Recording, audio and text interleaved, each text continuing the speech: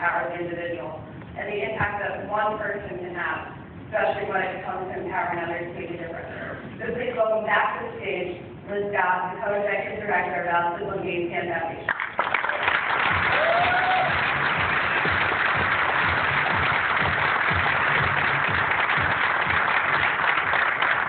Good afternoon. I am truly honored to be here, especially among so many wonderful charities.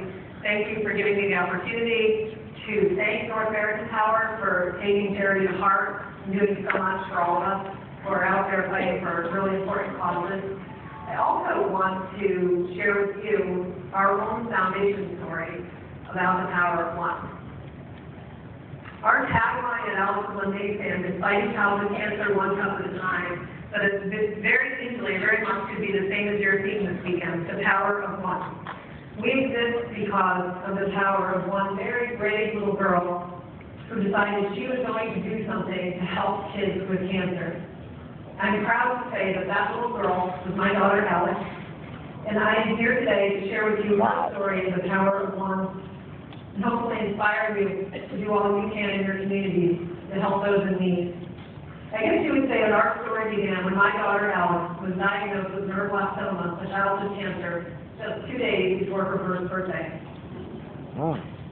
She battled with cancer for more than 7 years, never achieving remission. What does that mean?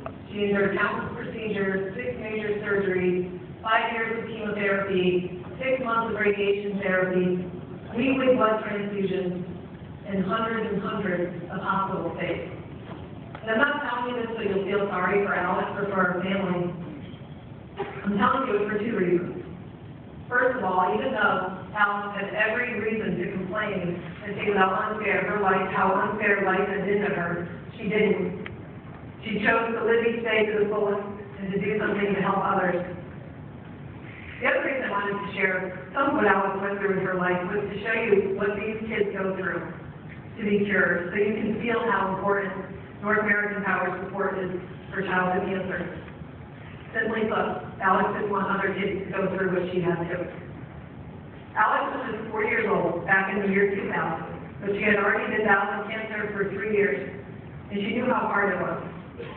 She decided she was going to do something to fight back. And as only a 4-year-old could dream up, she decided that holding a lemonade stand was something she could do to raise money. She held that first stand. People came all day long. We were amazed. It changed our lives to see people coming with smiles, with tears, but they just kept coming. She ended up raising over $2,000 that first day in our front yard.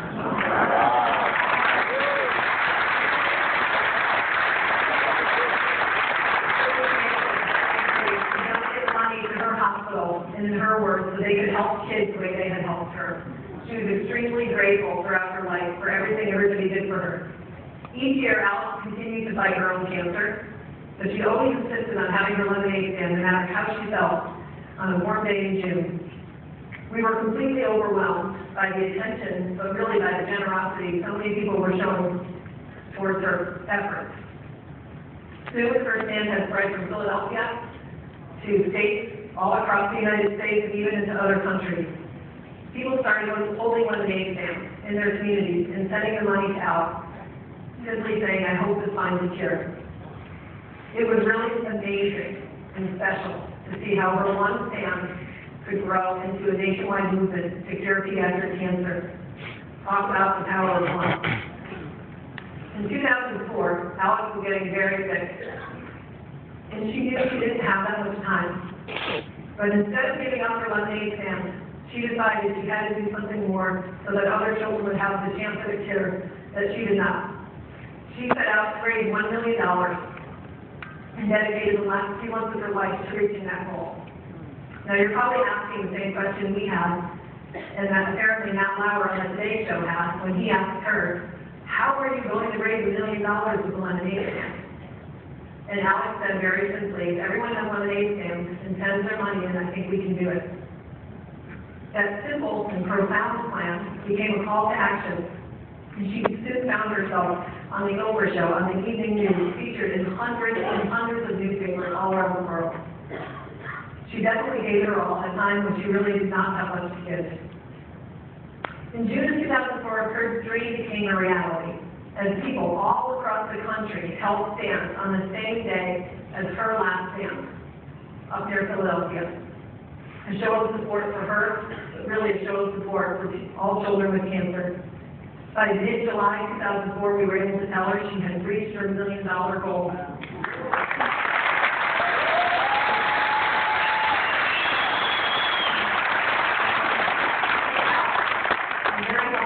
She simply smiled, clapped once, and lay back on the couch.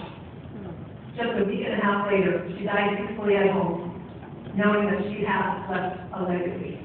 She was 8.5 years old. Now, 7.5 years later, I'm happy to report that with the help of thousands of people all across the country, there have been over 30,000 lemonade stands, and we've raised more than $50 million.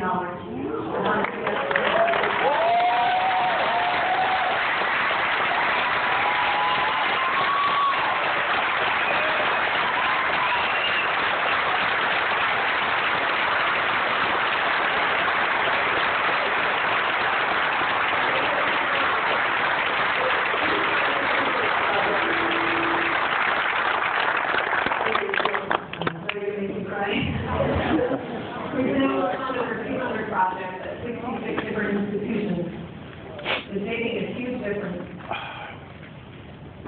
I know our team today is the power of one, but at Alex, as we often say, that we were built on the power of one multiplier. Because each dollar donated, each lemonade stand gets us closer to the day when the cure is a reality.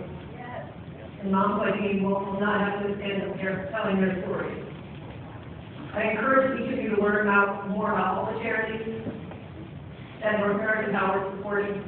Lots of people doing some amazing things. You can get more involved in your communities because together, as we all know, we can do some pretty incredible things.